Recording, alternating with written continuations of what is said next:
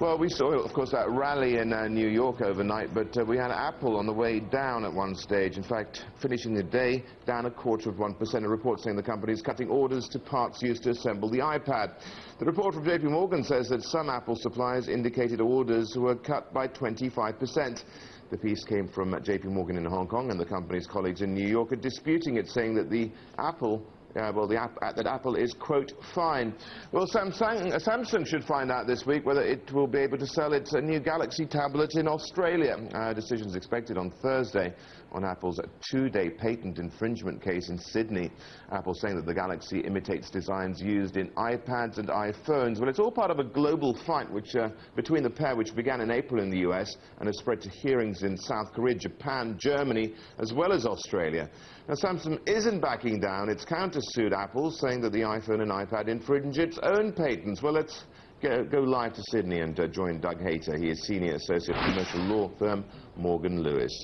Douglas Hayter, thanks very much indeed for joining as well. What is the absolute crux of the case in Australia all about here between the two?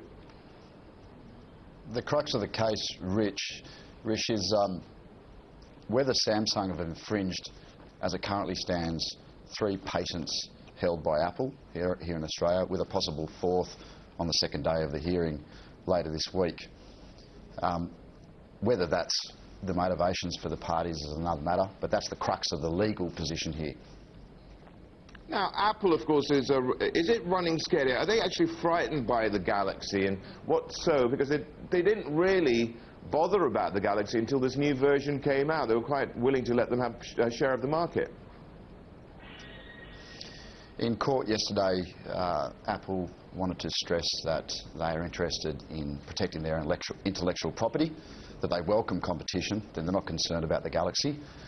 I guess it wouldn't be a long step to consider that Apple have some concern about market share impeded by Galaxy. Certainly they say that they made the point in court yesterday that while the Galaxy doesn't have the same functionality as it did in the US, and they brought it into Australia with less functionality, they still want to pursue protection of their intellectual property. Samsung, on the other hand, are saying that the functionality is fine and that the Galaxy has all the bells and whistles that you would want from a tablet. I suppose the fact that they've taken the steps they have in Australia might suggest that there is a concern about their market share, but as I say, Apple are really concentrating on the fact that they say it's their intellectual property. They've made a significant investment in that intellectual property, upwards of $3 billion, and that's what they're after protecting, not seeking to reduce the competition. Doug, how does this play out in the courts there? What's going to be the next move, and which way is your feeling the way this is going to go? Look, it's a very good question. The judge currently hearing the matter has some significant questions before her. She's got to make a decision whether to grant Apple an injunction ceasing Samsung selling the Galaxy in Australia. How that plays out, well, there'll be a lot of factors in play. One is Apple need to show that there is a serious question to be tried. That question alone will be difficult for the judge to answer because these patents are very complicated and arguably, if they ever went to a full trial, would require significant amounts of evidence from both top executives, the inventors of the products, and quite possibly independent experts.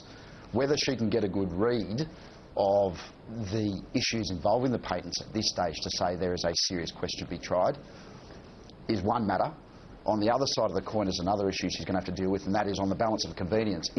Would it be correct, or would it be the right thing to do, and that is a decision within her hands, to injunct Samsung from selling the Galaxy?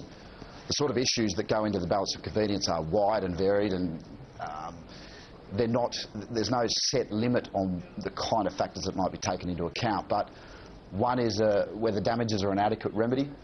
I suppose Samsung would say yes, they are. In other words, if you allow us to sell and it's finally determined that we infringe the patents, then you could calculate some sort of measure of loss, which we could then pay Apple. Apple might have another view about that. They might say, well, once we lose that market share, it's very difficult for us to get it back, particularly when you're looking at products that Once you sell the iPad, then you've got all the flow-on of products such as applications, iPhones, etc., that all link together. So there'll be some pretty serious questions for the judge to look at, and I'd say there's quite a bit of pressure on her so far as this matter's concerned. Not only because of the protagonists of such huge companies, but the tablet market in particular is looking like it's going to be enormous moving forward. Doug Hayter, thanks a lot for joining us. Doug Hayter there in Sydney, works at law firm Morgan Lewis.